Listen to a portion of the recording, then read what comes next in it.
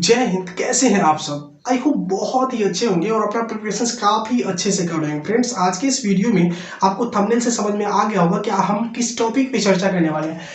आज के इस वीडियो में समझेंगे यूपीएससी क्या है, यूपीएससी के अंतर्गत कितने तरह की पोस्ट होती है, यूपीएससी एग्जाम किस प्रकार से कंडक्ट करवाती है, कौन कौन से एग्जाम यूपीएससी कंडक्ट करवाती है, यूपीएससी का एग्जाम देने के बाद आप कौन कौन से पोस्ट पे सिलेक्ट हो सकते हैं और इसके लिए एज क्राइटेरिया क्या होनी चाहिए, यानी आप इस एग्जाम में बैठने के लिए आपके पास मिनिमम एज क्या होना चाहिए और मैक्सिमम एज क्या होना चाहिए अकॉर्डिंग टू कास्ट हम देखेंगे इसमें, और इसका अटेम्प्ट कितना, यानी यूपीएससी का एग्जाम आप कितनी बार दे सकते हैं। एलिजिबिलिटी क्या होनी चाहिए, यानी कि इस एग्जाम में बैठने के लिए आपके पास क्या योग्यता होनी चाहिए, कौन कौन से बच्चे इस एग्जाम में बैठ सकते हैं यानी अपीयर हो सकते हैं और कौन कौन से बच्चे इस एग्जाम में अपीयर नहीं हो सकते हैं। और इसके बाद अगला टॉपिक समझेंगे स्टेज ऑफ एग्जाम, यानी कि यूपीएससी एग्जाम कितने स्टेज में कंडक्ट करवाती है। हम सबको पता है कि यूपीएससी एग्जाम 3 स्टेज में कंडक्ट करवाती है, प्रीलिम्स, मेंस और इंटरव्यू। इनके बारे में डिटेल आगे हम समझेंगे और लास्टली समझेंगे इसका सिलेबस क्या है। जैसे कि 3 स्टेज में एग्जाम है तो प्रीलिम्स का अलग सिलेबस होता होगा, मेंस का अलग सिलेबस, फिर इंटरव्यू में किस प्रकार से क्वेश्चंस पूछी जाती है। इन सारे टॉपिक्स पे आज हम समझने वाले हैं और लास्टली इसका तैयारी कैसे करें। सबसे पहले हम लोग समझते हैं कि यूपीएससी क्या है। यार, यूपीएससी का full form union public service commission होता है, जिसको हिंदी में संघ लोक सेवा आयोग कहते हैं। यूपीएससी एक आयोग है, एक ऑर्गेनाइजेशन है जिसके अंतर्गत देश के सबसे प्रतिष्ठित पोस्ट के लिए नियुक्ति करवाई जाती है। यूपीएससी का हेडक्वार्टर दिल्ली है और ये एक संवैधानिक पोस्ट है। इसीलिए इसको संविधान के 14वें भाग में अनुच्छेद 315 से 323 के बीच इस यूपीएससी के स्वतंत्रता, इसकी पावर क्या है और इस संगठन का कार्य क्या है, और इसके अलावा इस संगठन एवं इसके अंदर जितने भी मेंबर्स हैं यानी जितने भी सदस्य हैं, इन सभी सदस्य की नियुक्ति एवं बर्खास्तगी के बारे में वर्णन किया गया है। आप यह एक संवैधानिक है तो संविधान के अंतर्गत ही नहीं चलना है। यूपीएससी 24 तरह के एग्जाम्स को कंडक्ट करवाती है। इसको 3 भागों में बांट के स्पष्ट किया गया है। पहला आता है ऑल इंडिया सिविल सर्विसेज। इसके अंतर्गत आईएएस, आईपीएस, आईएफएस जैसे महत्वपूर्ण नौकरियों के लिए एग्जाम्स होती है। आईएएस देश के सबसे प्रतिष्ठित एग्जाम और सबसे सर्वोच्च श्रेणी के एग्जाम्स माना जाता है। आईएएस क्वालिफाई होने के बाद आप बहुत ही उम्दे पद पे पहुंच सकते हैं, जैसे कि आप किसी खास जिला के जिलाधिकारी बन सकते हैं, मुख्यमंत्री की सेक्रेटरी बन सकते हैं, प्रधानमंत्री की सेक्रेटरी, जितने भी आप सर्वोच्च स्थान पे जो अधिकारी देखते हैं सब आईएएस वगैरह ही होते हैं। आईएएस, आईपीएस और आईएफएस जैसे महत्वपूर्ण नौकरियों के अलावा ग्रुप ए के अंतर्गत 16 पोस्ट के लिए एग्जाम्स ली जाती है और ग्रुप बी के अंतर्गत 5 पोस्टों के लिए एग्जाम लिया जाता है। ये तो हुआ हमारा यूपीएससी क्या है इनके बारे में संपूर्ण जानकारी। अब समझते हैं कि इसके लिए यूपीएससी के एग्जाम्स में कौन कौन स्टूडेंट्स अपीयर हो सकता है, यानी इसके लिए शैक्षणिक योग्यता क्या होनी चाहिए। ये कुछ भी नहीं मांगता है, आप सिर्फ और सिर्फ ग्रेजुएट हो किसी भी रिकॉग्नाइज यूनिवर्सिटी से। रिकॉग्नाइज यूनिवर्सिटी से आपको सिर्फ और सिर्फ ग्रेजुएशन होना है, चाहे ग्रेजुएशन सिंपल हो या टेक्निकल हो। यहाँ तक कि इसमें एमबीबीएस, इंजीनियर, बीटेक, एमटेक सब स्टूडेंट्स आकर के यहाँ पे सबका दरबार खुला हुआ है। सारे बच्चे आकर के यहाँ पे फॉर्म फिलअप कर सकते हैं। और सबसे इंपॉर्टेंट है कि यदि आप ग्रेजुएशन के लास्ट ईयर में हैं फिर भी आप फॉर्म फिलअप कर सकते हैं, आप अपीयरिंग दे करके फॉर्म फिलअप कर सकते हैं। अगला सबसे इंपॉर्टेंट टॉपिक आता है एज और अटेम्प्ट को लेकर के कि सर इसके लिए मिनिमम एज क्या होना चाहिए, मैक्सिमम एज क्या होना चाहिए, हम कितने बार एग्जाम दे सकते हैं। तो सब देखो friends, according to caste reasons यहाँ पे चलता है। यहाँ पे कुछ रिजर्वेशंस है, जैसे कि जनरल के लिए मिनिमम एज 21 साल होना चाहिए और मैक्सिमम 32 साल। मिनिमम यानी आप 21 साल हो चुके हैं, 21 साल के हो चुके हैं तो आप एग्जाम्स के लायक बन गए हैं, आप एग्जाम में अपीयर हो सकते हैं। और ज्यादा से ज्यादा आप मैक्सिमम 32 साल तक के एज तक आप एग्जाम में बैठ सके हैं। तो सर इसके लिए इसके लिए आप 6 अटेम्प्ट दे सकते हैं। जनरल के लिए मिनिमम 21 साल, मैक्सिमम 32 साल और ये 6 बार एग्जाम दे सकते हैं। ओबीसी के लिए 21 साल से लेकर 35 साल तक का एज लिमिट है। यहाँ पे जनरल की अपेक्षा 3 साल ज्यादा मिलता है और अटेम्प्ट भी 3 ज्यादा हो जाता है, क्योंकि जनरल को 6 अटेम्प्ट दिया गया और ओबीसी को 9 अटेम्प्ट है। यानी ओबीसी से कोई बच्चे अगर बिलोंग करते हैं तो आप 21 मिनिमम आपके लिए एज 21 साल होना चाहिए और मैक्सिमम 35 साल और आप 9 बार एग्जाम दे सकते हैं। आप समझते हैं एससी एसटी मिनिमम एज क्या होना चाहिए। इसके लिए मिनिमम एज सबके लिए बराबर है 21 साल, लेकिन मैक्सिमम एज यहाँ पे 37 साल है।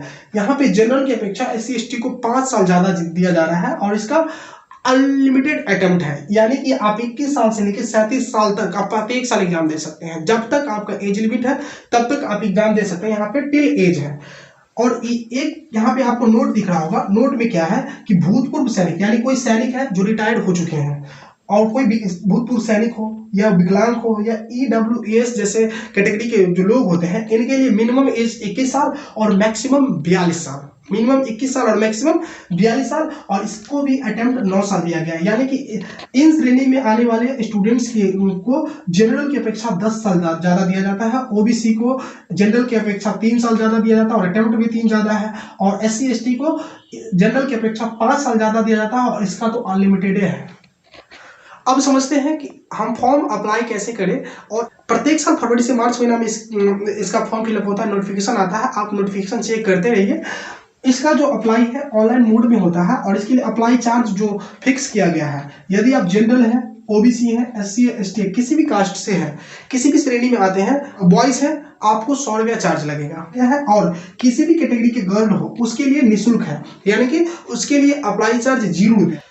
प्रत्येक साल वैकेंसी 800 से लेके 1200 के बीच में होता है, किसी बार 850, किसी बार 950, किसी बार 1000, किसी बार 1150, किसी बार 1100, यानी इसी पोस्ट के लिए एग्जाम्स करवाई जाती है, जिसके लिए अप्लाई अप्रॉक्स प्रत्येक साल, अगर हम पिछले साल को अगर हम बेस बना के अगर देखें तो पिछला साल लगभग 11,37,000 स्टूडेंट्स फॉर्म फिलअप किए थे, जिसमें से प्री देने के लिए मात्र 5 लाख स्टूडेंट्स गए। यानी इसमें से बहुत सारे स्टूडेंट्स होंगे जो एग्जाम सेंटर तक पहुंच नहीं पाए, और बहुत सारे स्टूडेंट्स का फॉर्म छटनी कर दिया गया, चाहे रीजन जो भी हो, सिग्नेचर प्रॉब्लम्स, फोटो प्रॉब्लम्स। तो इसीलिए जब आप फॉर्म फिलअप करेंगे तो उस समय इन सभी बातों को ध्यान से रखें। फोटो अच्छा होना चाहिए, क्लियरिटी के साथ होना चाहिए, सिग्नेचर आपका बिल्कुल क्लियरिटी होना चाहिए। डॉक्यूमेंट वेरिफिकेशन में उन लोगों को दिक्कत हो जाती है जिसकी वजह से फॉर्म फिलअप आपकी छटनी हो जाएगी।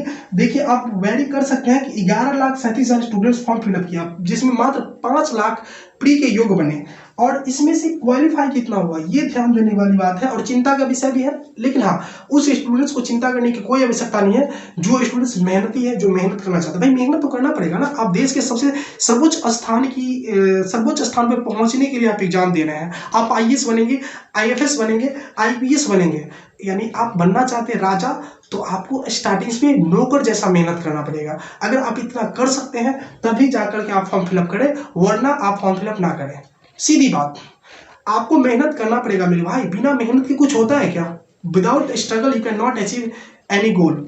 तो देखो, प्री के लिए 5 लाख स्टूडेंट्स एग्जाम देने के लिए गए, जिसमें से क्वालिफाई मात्र 15,445 स्टूडेंट्स हुए मेंस के लिए। अब मेंस 15,445 स्टूडेंट्स दिए, जिसमें से इंटरव्यू के लिए मात्र 2955 स्टूडेंट्स को सिलेक्शन मिला है, और 2955 स्टूडेंट्स इंटरव्यू दिए, जिसमें से मात्र 1099 स्टूडेंट्स का सिलेक्शन हुआ है। तो आप देख सकते हैं कि कितना ज्यादा गैप है टोटल फॉर्म फिलअप से लेकर के टोटल सिलेक्शंस में। इसीलिए इसका जो पासिंग परसेंटेज है 0.21% है। घबराने की कोई बात नहीं है और ज्यादा खुश होना भी नहीं है। घबराना इसलिए नहीं है कि इतने ज्यादा गैप है, यानी इतना कम पोस्ट के लिए इतने सारे स्टूडेंट्स फॉर्म फिलअप करता है। आपको सिर्फ एक पोस्ट चाहिए ना। अगर आप वास्तव में आप IAS बनना चाहते हैं, वास्तव में आप IPS या IFS, आपके जो भी ड्रीम्स हैं उस ड्रीम्स को फुलफिल करना चाहते हैं, तो मेरे भाई आपको मेहनत की आवश्यकता है। विदाउट नहीं हो सकता यार, बिना मेहनत के कुछ भी पॉसिबल नहीं है। आपको अपने व्यवहार को चेंज करना पड़ेगा, आपको फ्रेंड जोन को चेंज करना पड़ेगा, आपको अपने एनवायरनमेंट को चेंज करना पड़ेगा। सबसे पहला तो आप अपने आप को चेंज कीजिए, चेंज योरसेल्फ, क्योंकि जब तक आप चेंज नहीं होंगे तब तक आपकी कुछ भी चेंज नहीं हो सकती है। इसके लिए आपको एक माहौल क्रिएट करना होगा, इसके लिए आपको ध्यान से पढ़ने की आवश्यकता है। तो कहोगे सर क्या एंटरटेनमेंट छोड़ दे? बिल्कुल भी नहीं, एंटरटेनमेंट कीजिए नमक के बराबर। जिस प्रकार सब्जी में नमक उतना ही दिया जाता है जितना से सब्जी स्वादिष्ट बन सके। अगर थोड़ा भी ज्यादा होता है तो सब्जी खराब हो जाता है, थोड़ा भी कम रहे अगर हो जाता है तो उसका स्वाद ही पता नहीं चलता है। यानी कि बैलेंस्ड, आपको एंटरटेनमेंट बैलेंस्ड होकर के करना है। ये नहीं कि भर भर दिन रील्स देखे तब IAS बनने की काम, बिल्कुल संभव नहीं मेरे भाई, बिल्कुल संभव नहीं है। आपको यहाँ पे अपने आप को संभालना होगा। जैसा सपना वैसा मेहनत। सपना आप देखें तो मेहनत भी आपको करना पड़ेगा। बिना मेहनत संभव नहीं है UPSC क्या, दुनिया के कोई भी एग्जाम निकालना। अब हम लोग समझेंगे UPSC एग्जाम्स के स्टेज के बारे में, यानी UPSC अपने एग्जाम्स को कितने स्टेज में कंडक्ट करवाती है और किस प्रकार से सिलेक्शन हमारा होता है।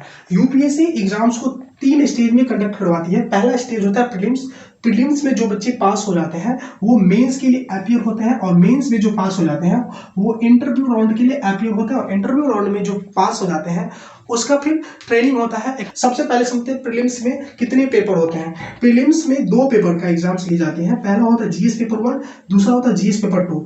जीएस पेपर 1 के अंतर्गत आपसे history, geography, economics, polity, international relation, current affairs जैसे महत्वपूर्ण टॉपिक्स यहाँ पे क्वेश्चंस आती है। ये 100 क्वेश्चंस पूछा जाएगा, जो प्रत्येक क्वेश्चन 2 नंबर की होगी, यानी कि 200 मार्क का यहाँ पे एग्जाम्स लिया जाएगा। ये इसी टॉपिक, इसी पेपर के आधार पे आपका रिजल्ट होगी। अगला हमारा है जीएस पेपर 2, जो कि क्वालिफाइंग पेपर है। इसमें 80 क्वेश्चंस पूछे जाते हैं, जो टोटल 200 नंबर की होती है।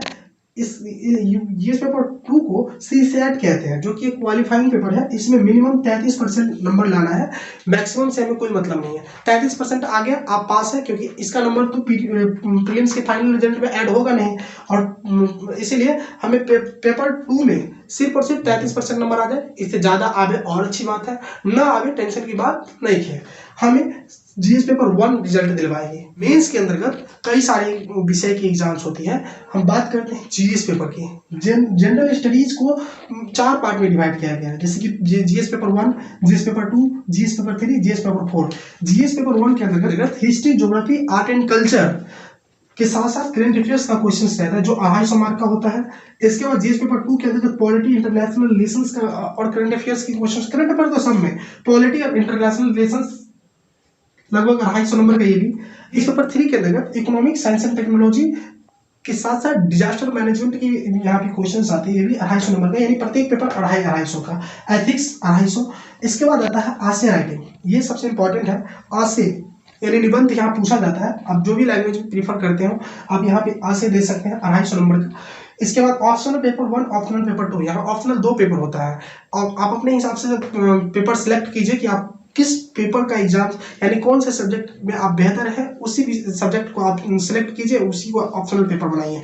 जैसे कि बहुत सारे स्टूडेंट्स हिंदी साहित्य लेते हैं, कोई हिस्ट्री लेते हैं, कोई ज्योग्राफी लेते हैं, यानी कि आपका जो पेपर बेहतर है। इसे और स्टूडेंट्स इसको ग्रेजुएशन से कनेक्ट करके देखता है कि उसका ग्रेजुएशन में जो सब्जेक्ट होता है उसमें वो बेहतर होते हैं, बिकॉज उस टॉपिक को, उस सब्जेक्ट को पढ़ चुका है। इसलिए कई सारे स्टूडेंट्स ग्रेजुएशन के बेस्ड पे ऑप्शनल पेपर का चुनाव करता है, कई सारे चेंज भी करते हैं। यानी आपको जिस सब्जेक्ट में इंटरेस्ट हो उसी सब्जेक्ट का चुनाव आप ऑप्शनल पेपर में कर सकते हैं। इसके बाद 2 और विषय की परीक्षा होती है, एक है हिंदी और दूसरा है इंग्लिश। हिंदी का मतलब क्या, एक रीजनल सब्जेक्ट, रीजनल लैंग्वेज बोला जाता है। आपको जो रीजनल लैंग्वेज देना है दीजिए, चाहे आप मैथिली आप दे सकते हैं, संस्कृत दे सकते हैं, उर्दू दे सकते हैं, कुछ भी। एक भारतीय जो भी भाषा अनुसूची 8 के अंतर्गत संविधान में कवर किया गया है, उसी भाषा में से कोई भी एक सब्जेक्ट का आप चुनाव कर सकते हैं। यानी यहाँ पे भाषा विषय की परीक्षा है। ये भी क्वालिफाइंग है, 300 नंबर का है, लेकिन इसका नंबर फाइनल रिजल्ट में ऐड नहीं होती है। अगला इंग्लिश, ये भी क्वालिफाइंग, पास होना जरूरी है, ये भी क्वालिफाइंग है, ये भी 300 नंबर का होता है। इसका फाइनल, ये 600 नंबर का परीक्षा जो होती है दोनों मिला करके, इसका फाइनल रिजल्ट में नंबर ऐड नहीं होती है। इसके बेस पे आपका मेरिट लिस्ट नहीं बनेगा। आपका मेरिट लिस्ट बनेगा पेपर 1, पेपर 2, पेपर 3, पेपर 4, आज से ऑप्शनल पेपर 1, ऑप्शनल पेपर 2, बस यही।